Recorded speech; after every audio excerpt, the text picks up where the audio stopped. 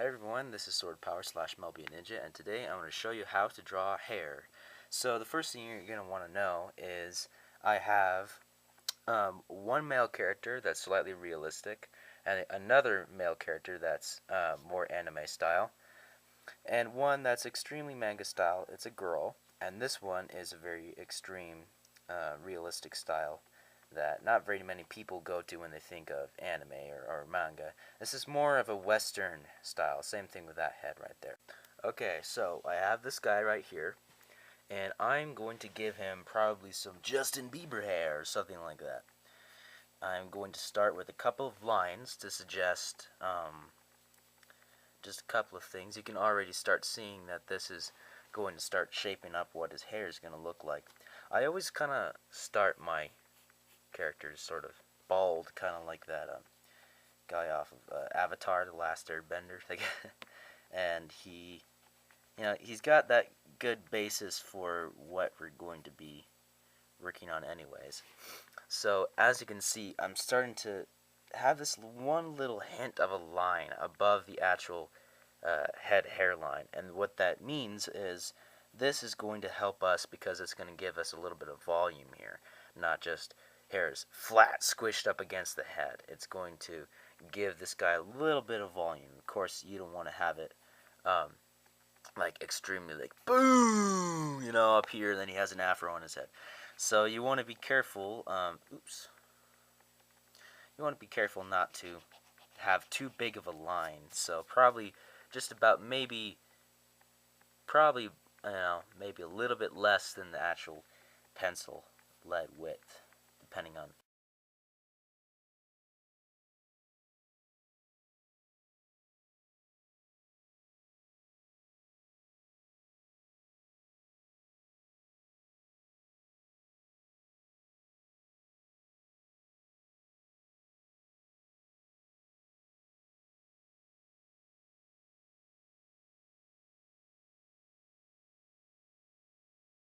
Okay, so what we have here is this guy who's slightly looking down a bit. He's kind of glaring at the screen.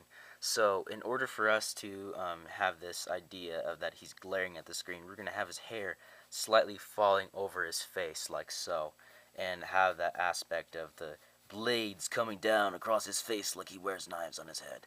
And we're going to have his hair kind of blow in his face. Anime and manga has that tendency to do that. They make the hair either fall across the face, almost obscure the eyes, or they have the hair very spiky coming up like that. And in my character that I use for Mark Zero series, the comic book that I'm currently doing right now, Z, the main character, has a lot of spikes coming around his head. He doesn't have so much of these here. I only in a couple of scenes that I put the blades in front of his head, the hair in front of his eyes. Gosh, I can't even.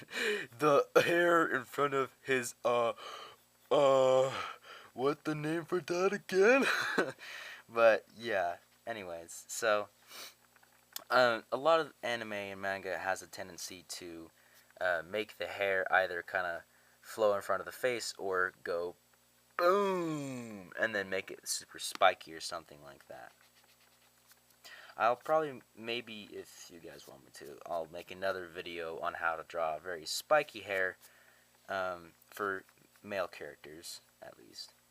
But for now, one thing you want to keep in mind is when you're drawing a guy maybe doing this glare thing right here, you want to have his hair slightly larger on top than the rest of his face down here. That'll give you the impression that he's not very happy right now. He's not a very happy camper. He doesn't like the people that he's looking at.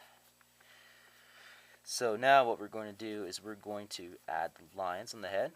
And here's something that I didn't do on this guy over here is we're going to add a little bit of a shine spot. And what the shine spot does is it gives the hair a little bit of three-dimensionality, 3 dimensions. So this shine spot right here, you can see as I'm putting lines, I'm kind of stopping slightly short of this thing right here. and that's going to give the impression that there's sun or something that's making his hair really shiny right here. And you can take your eraser like so and get the shine spot to where you would like it,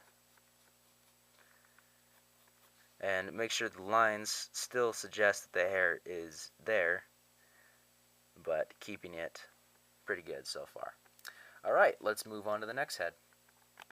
Okay, so for this anime style female character, what we're going to do is, remember the hairline thing that I told you about before? We're going to draw a line above the side of the head. We're going to make her hair very poofy. Very, very poofy hair, like she lives in the 70s, 90s, right? Sometime in the past. We're going to make her think that she lives in the old days. So we're also, I noticed that one thing about manga is that they have this tendency to put this little piece of hair, this little bang across where the ear and the rest of the jaw start to form. So if you're going to do that, if you want it to be short, then you might kind of cut it up here a little bit more. But since I'm going to have her draw long hair, yeah, because drawings can draw a long hair. I'm going to have her have long hair. I'm going to erase that little spot on her chin. So now we're going to bring that little piece of hair up there, kind of try to have the aspect of the blades. Remember that in a lot of anime and manga style, they have this tendency to make blades out of almost everything. So if you want to draw a character with curly hair, then you might do something like this. Actually, let's try it over here. So since I want her to have a little bit of curl in her hair, I might do boop, just like that. And if I want to have her maybe do something like that, I would change the shape of the hair from just a straight line into a zigzag or something of the sort to suggest that she has very, very curly hair. But if you wanted to draw something like ringlets or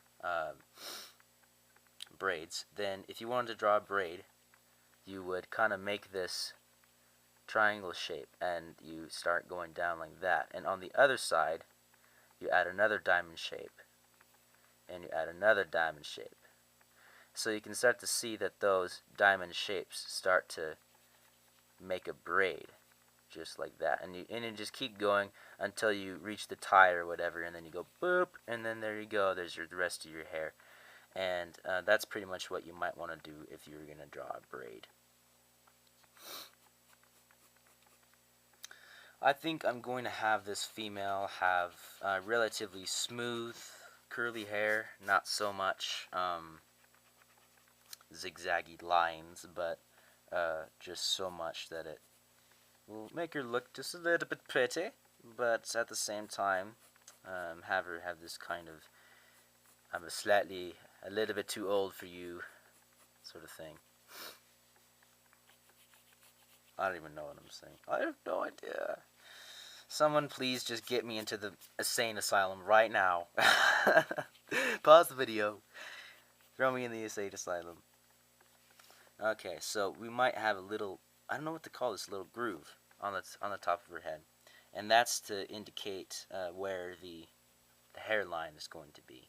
Now, you don't necessarily have to draw this hairline, but you might want to suggest it just by doing the little hump up there. So, what we're going to do for the rest of the bangs in front of her head is we are going to integrate the blades. However, what we're going to do is we're going to pick a spot on the head and we're going to pull back the hair just a little bit here. And we don't want this blade of her hair to interfere with the rest of it. So we're just going to suggest a few things right now. And then we're going to probably, let's just add a little stray right here. That gives her the appearance of, more realistic, I suppose, more something that you will find in real life.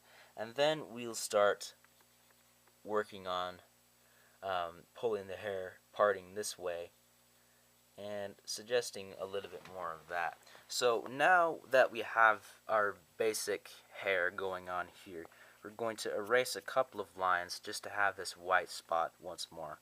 And what this white spot is going to do is, now that we have the basic idea of the hair intact, we are going to speed it. I'm going to have to speed this up in time lapse, but we're going to add a little bit more lines and suggest a few more things before we move on to the next head. The shine spot, yeah.